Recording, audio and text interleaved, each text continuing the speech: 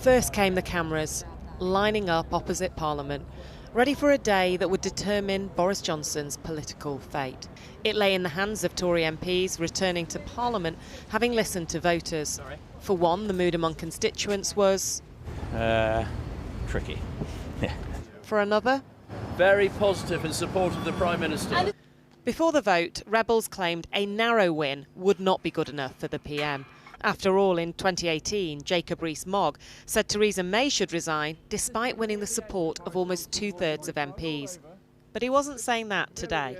I just don't agree with that. The rules are very clear, that if you win by one vote, you've won. I don't understand why you think there should be a separate... because of your own words a few years ago. Everyone disagreed with my words then, and I accepted that I was wrong. So why did you say it then?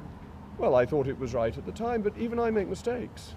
You know, I am, shocking as this is, one cannot maintain that every utterance one has ever made in public life is accurate. Jacob Rees-Mogg says one vote is enough.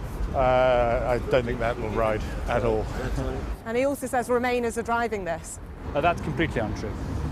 You think there are people on all sides of the party? Yes, absolutely. There's all different ages, different intakes, and different views on Europe and everything else, actually, as well. Others heading in were determined to help their party leader. I've been to my office, I've been to the gym.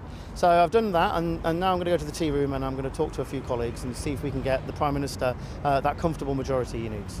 And so in he went, to a febrile atmosphere, as the day progressed and the voting began, with Scottish MP John Lamont stepping down as a ministerial aide to vote against the Prime Minister. It's quite a big thing to vote against the Prime Minister like that. How did it feel? It was not a decision I took lightly. I spent most of today, probably the last few days, given the media coverage that there's been around the likelihood of a vote today. Took a lot of soul searching. I don't think I slept much last night as I was wrestling with the consequences of my decision, but you have to do what you think is the right thing. At just after 9, the news that Lamont was one of 148 rebels.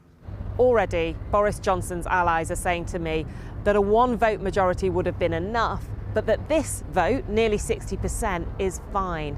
But for rebels, anything over 130 was going to be damaging. The question is, how damaging? The numbers are big tonight, and there will be fallout from that as people reflect. No question about it. At the end of the day, colleagues have to decide not just whether he can get away with what's happened, whether he should. He won the vote today. He won the vote convincingly. You know, the majority of the parliamentary party support the leader and Boris. And I think that's actually where we want to be. Different views on a night that the PM survives, but his party divides. ANUSHKA, ASTHANA, News at 10.